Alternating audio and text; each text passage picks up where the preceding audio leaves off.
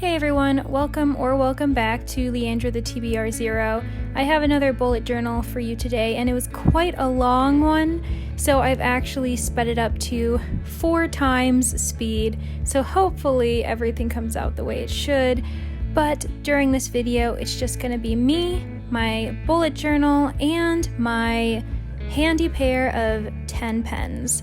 I am currently wrapping up May. As you can see, I'm marking down that I've read 7 books, and one of them was a YA novel, the other 6 were adults, and my average rating was 3.6. Not bad.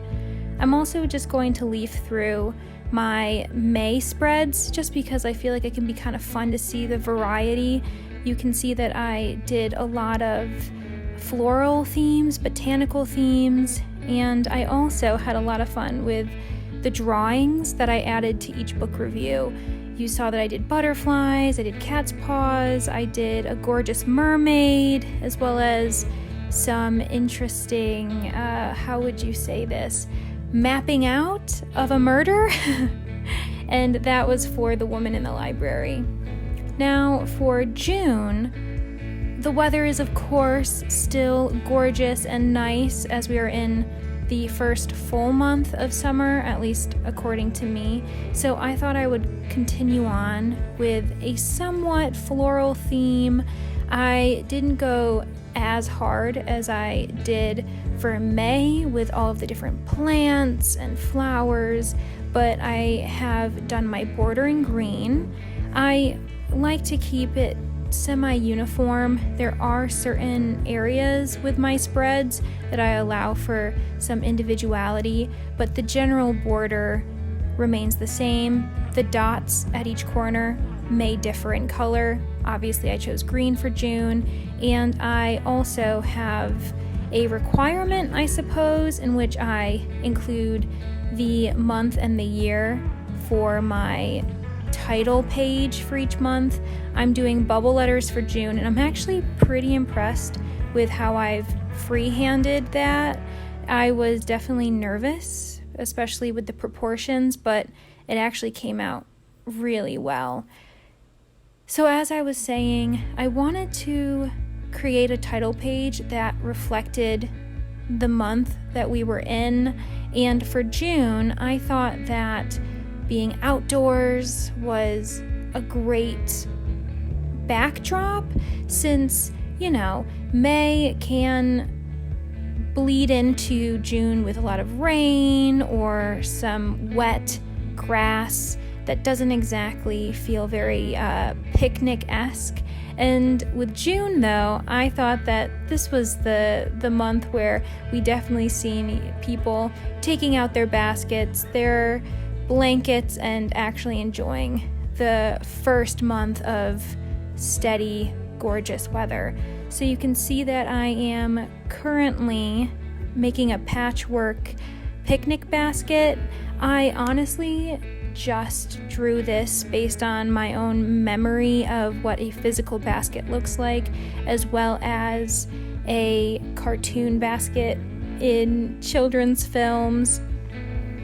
But the reason why I did it in a hatching kind of design is because I wanted to emphasize that feel of being woven.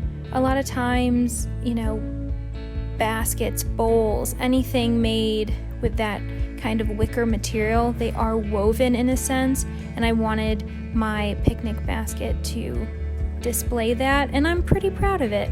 I, of course, have to include a book because what solo picnic is without a beautiful book to join you in your company? I will say that at the moment, as I'm watching this video with you, it looks as if I'm making a beach theme, but I promise it's not. It's more so if you want to imagine a park. It's a gorgeous day, you go off to your local park, whether it's a national park or just the park that's in your hometown, and you may just feel like bringing a bottle of your favorite red wine, I decided to be practical and choose red wine for my drawing and not white, because with white, you have to have some type of cooling container for it to make sure it's chilled, and my imaginary scenario didn't need to complicate things in that way. So I stuck with a nice solid red wine, and I'm currently attempting to create a cheese board. I promise it ends up looking better than what you're going to see in a moment. I do think that I redeem myself, but you know what? I'm actually pretty happy with it.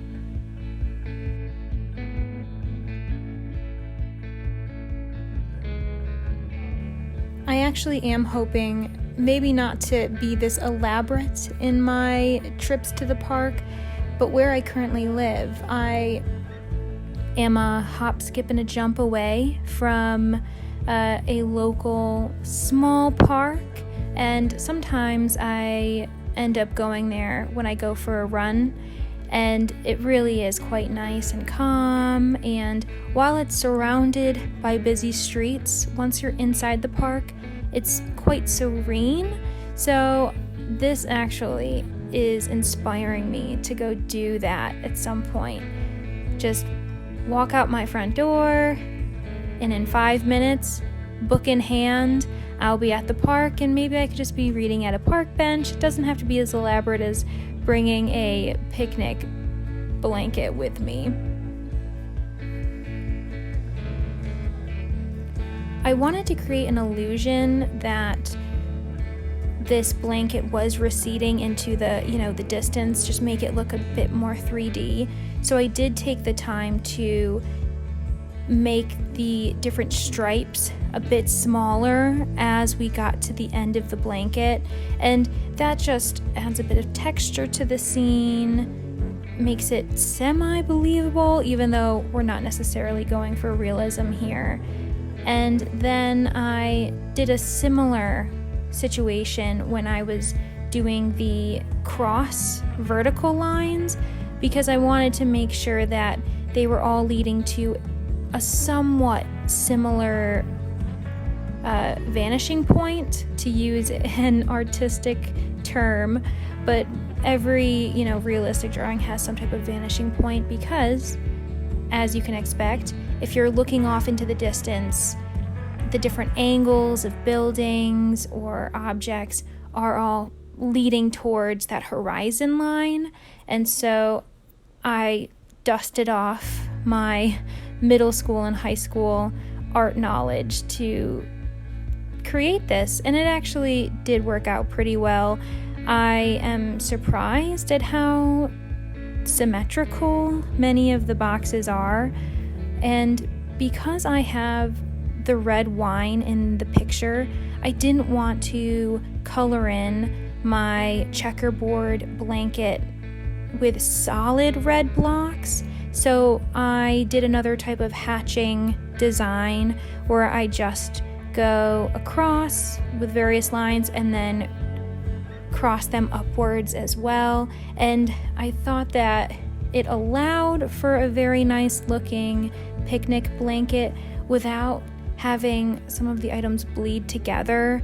That's one, worrisome aspect that you have to keep in mind, especially when you are someone like me who uses minimal materials when creating your spreads. I only have 10 colors that I can use to my disposal, and when objects utilize the same colors, since I only have one shade in that color, I have to be careful in how I design it. But doesn't that scene look so nice and cozy? Wouldn't you want to have a relaxing picnic with yourself, participate in some self-care? I'm really happy with how this turned out. And I decided to color in June. At first I was going to leave the bubble letters alone, but I felt as if there was still too much white space on the page, so I'm just going to take the time and color them in quick.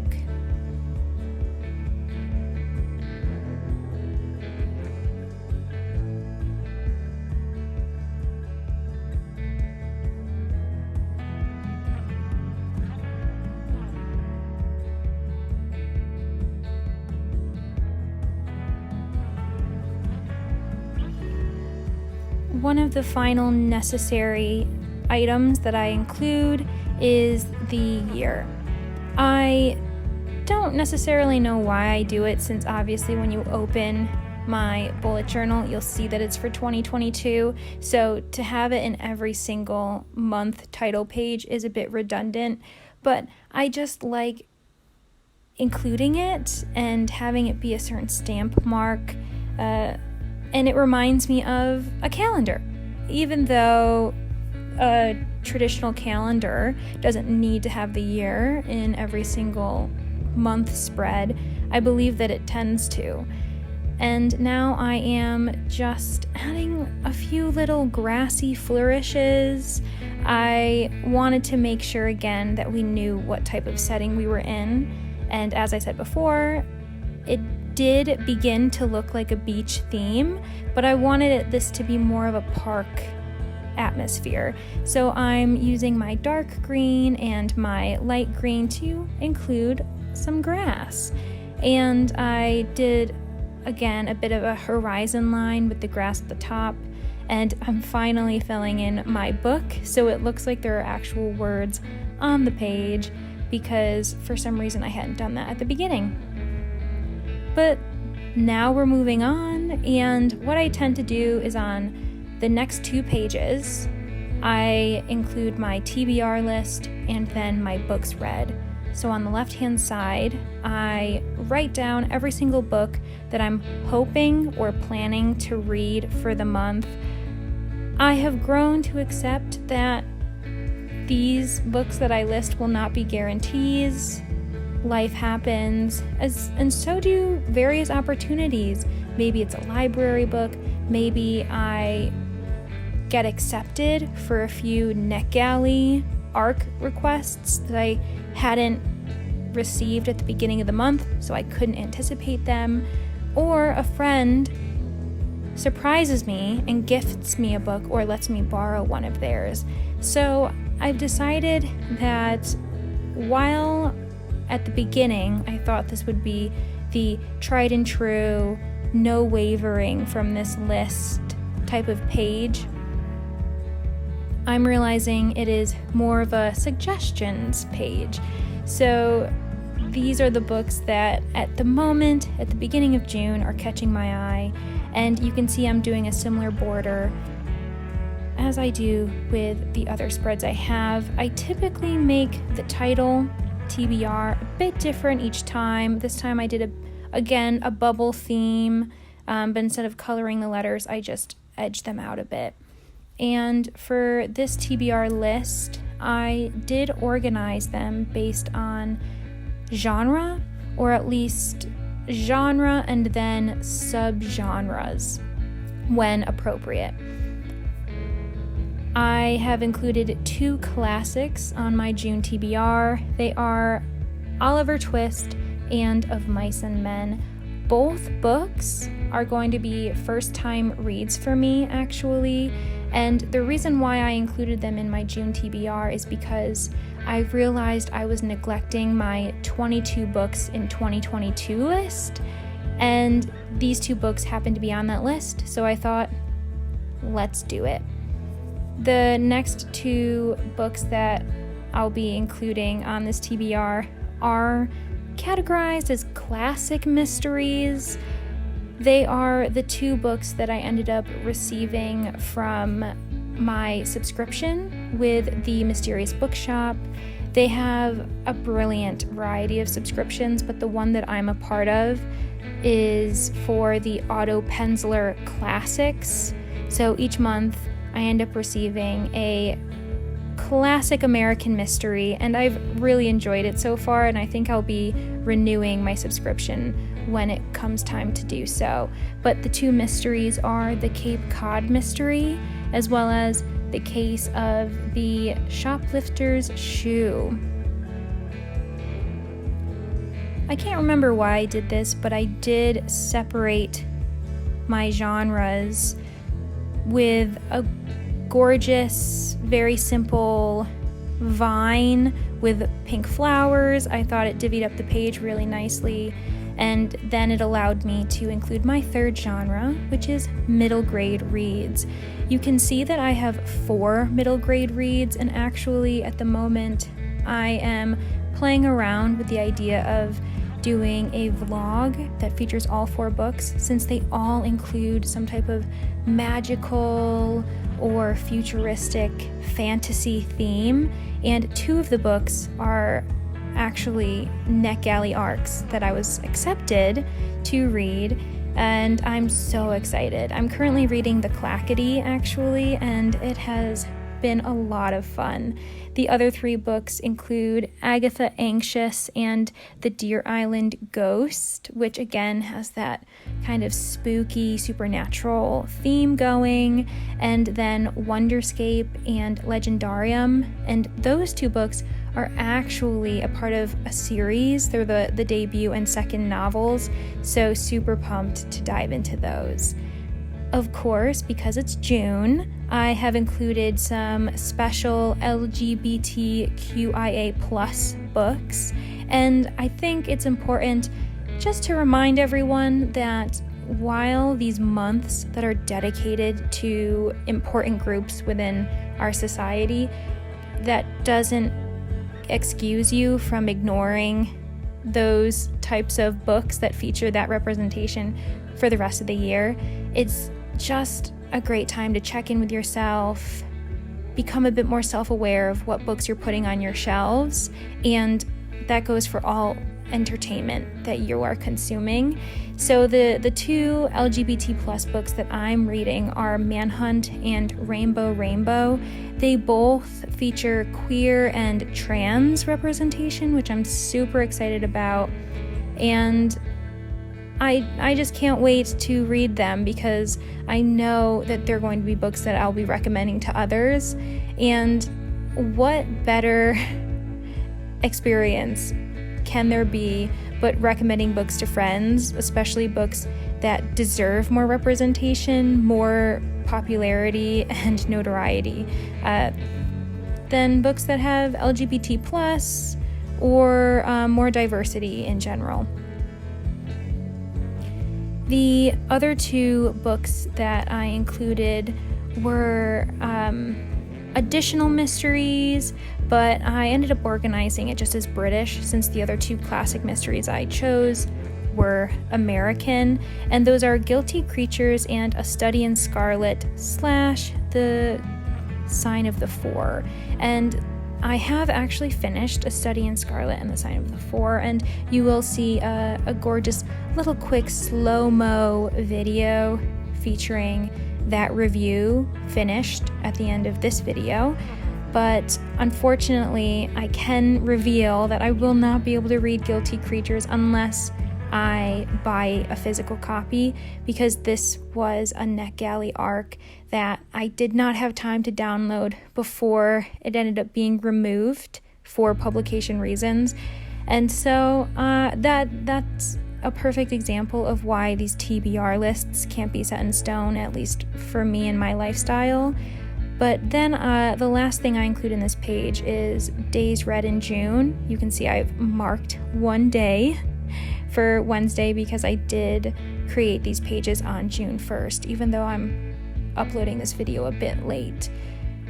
But I like to include those little small mini month calendars because, first of all, they end up looking gorgeous once you're done because they are so colorful, because you're marking every single book you've read on the different days you've read them, and it can also be a bit fun to see the overlapping maybe later on when you're reflecting back and seeing how long it took you to read a book or what books you were reading simultaneously.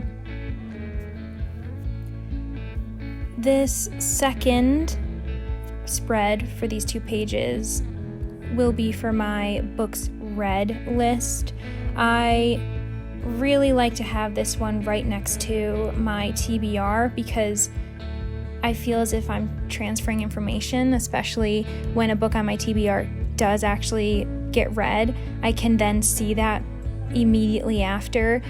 I suppose if you wanted to organize your June spreads, your monthly spreads, by having this be at the end, you could do so, but I like to fill this page out as I go So if I were to have it set at the end of my month, I would either have to somehow already know how many books I'm going to read and how many books I'll be reviewing within my bullet journal to then start that books read page far enough, or I would simply have to wait until the month is done and then take the time to create and fill out the spread. And I just don't think that's in the fun of reading journals. I think that setting up pages is not meant to be setting them up and then immediately filling them out. You're supposed to take your time and slowly fill out those pages or fill them out on a later day. So it just doesn't make sense to me to wait to create my books read page just so that it comes at the end of the month. I like having it beside my TBR list, so then you can also just compare them very quickly. But to actually discuss this page, you saw my header. It's very simplistic this time. I have probably done a more complex books read header for every single month up to this point, but I decided to keep it simple with a stack of books and, just a little bit of fun, taking that wine from my title page and, including it in the books read, making the a wine glass, ha ha ha, get it? And then, of course, again, pulling from that June title page, I have a nice grassy bottom, and I'll be including a nice big sunflower to just balance out the page a bit. But when I'm doing my books read, the only things I really record for this specific page are the author and the title, the number of pages, and if there aren't physical pages, I just write ebook or audiobook, the genre, if that's possible, and then just notes. It could be me, acknowledging my diversity, the lack of diversity, the location, whatever the case is.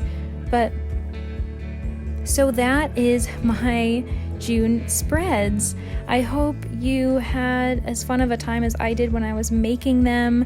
If you have any suggestions for July, I would love to see them in the comments. And if you had a lot of fun, or if you'd like to share your own bullet journal with me, please reach out and I would love to see what you've done, whether it be on Instagram, through YouTube, or any other platform.